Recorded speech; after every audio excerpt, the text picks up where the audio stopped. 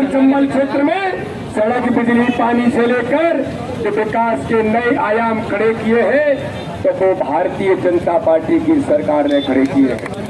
लेकिन मेरे बहनों और भाइयों, आज मैं आपसे कहने के लिए आया हूं कि इस देश के अंदर ये वो भिंड है, ये वो भूमि है कि जिस भूमि पर मुझे ध्यान में है कि 1990 के अंदर जब नारा लग रहा था कि राम लला हम आएंगे, मंदिर वही बनाएंगे, तो लग रहा था कि नहीं लग रहा था?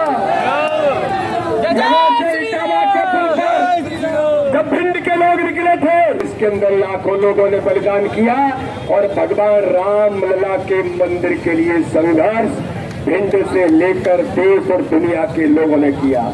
लेकिन मेरे भाइयों और बहनों, ये जो चुनाव है, ये चुनाव केवल संजय राय को सांसद बनाने का नहीं है, ये चुनाव केवल बीडी शर्मा को सांसद बनाने का चुनाव नहीं है, ये चुनाव तो उन लोगों के बीच में है। एक और वो लोग हैं जो रामलला के मंदिर के निर्माण के लिए बलिदान देते हैं। एक वो है नरेंद्र मोदी जो रामलला की प्राण प्रतिष्ठा के लिए जी जान लगा देते हैं।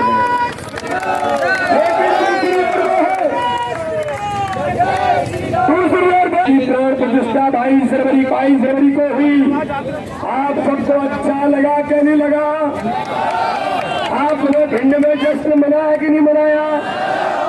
लेकिन मेरे भाइयों और बहनों, ये चुनाव उन लोगों के बीच में है कि रामलला की प्राण प्रतिष्ठा जब हो रही थी तो कांग्रेसियों के पेट में दर्द हो रहा था कि प्राण प्रतिष्ठा का बहिष्कार सोनिया गांधी, राहुल गांधी, बंटा ढार, दिग्विजय सिंह और एक कांग्रेस के नेताओं ने किया।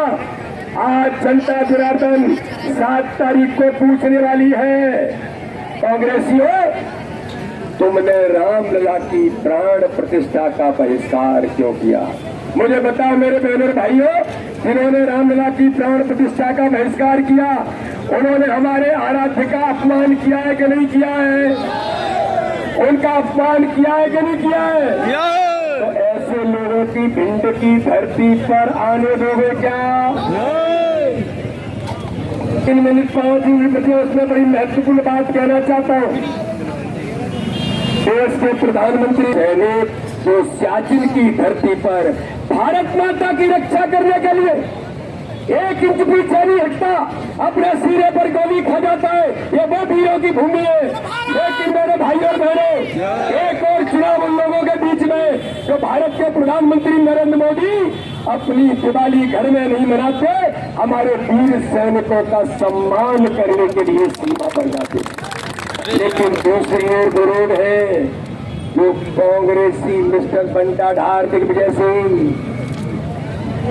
राहुल गांधी, इन्होंने पूछा सर्जिकल स्ट्राइक हुई, हमारे सैनिकों का अपमान हुआ, हमारे सैनिकों पर हमले हुए, तो मेरे भाई और बहनों मुझे बताओ, जब पाकिस्तान में घुसकर अपने सैनिकों का बदला लिया सर्जिकल स्ट्राइक से, तो हमें अच्छा लगा कि नहीं लगा?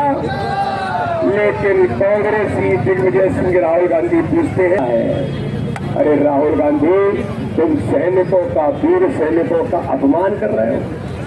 अरे मैं पूछूं राहुल गांधी कि तुम्हारा प्रूफ क्या है?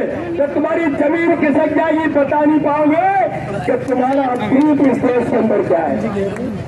और इसलिए मेरे बहनों और भाइयों, कांग्रेस के नेता ने, कांग्रेस के अध्यक्ष ने, मेरी दलित समाज की बहन इमरती देवी के लिए जिन शब्दों का उपयोग किया, पता मेरे भाई और बहनों, ऐसे शब्द हम किसी माता बहन के सामने बोल सकते हैं क्या?